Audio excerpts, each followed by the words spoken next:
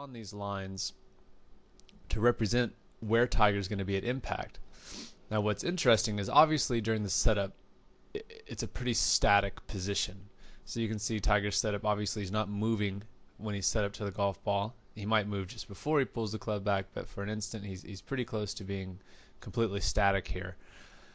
What's amazing about a golfer with good dynamics in their golf swing is that their impact position, their backswing, downswing positions are drastically different than their setup positions, which means that a golf swing would have to be very dynamic. Otherwise it would have to be changing, and that impact position doesn't originate within the system itself by using that definition. So obviously the system that we're talking about is the golf swing, and the positions that we're referring to are the setup positions. So you can very clearly see where Tiger's set up here. But what's interesting is the lines that I've drawn actually represent important positions in his impact. So if I told you this red line was going to represent his spine angle at impact, would you believe me? Well, it's true. And these blue lines represent where the box where his head's going to be at impact, and this green line represents where his hips are going to be. So his hips haven't moved a tremendous amount during the downswing, but a lot of his body has. So there's no way that you rehearse these positions per se in a static fashion. These are only achieved throughout the dynamic changing forces of the golf swing. So as we walk through his golf swing, you're going to start to see some pretty amazing events transpire. So as we get to the top of the swing, everything stayed pretty constant here. You know, he's made some hip rotation, a little bit of a very small amount of lateral movement, very, very small. So he's moved off that line just a touch more.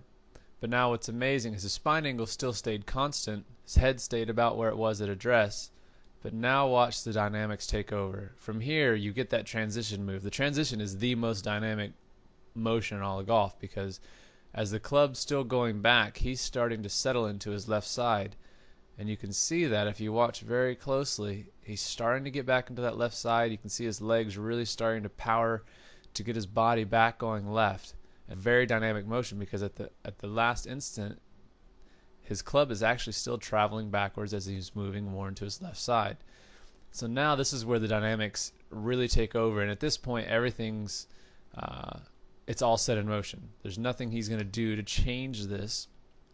He's simply going to let everything fire through, and the dynamics of the golf swing are going to take place. So notice how we start to get into that green line with his left hip. His head's moved forward a little bit. It's going to start to actually move backwards. And now that red line at impact, right through his belt buckle, right through the center of his chest. So he has changed from where he was at address.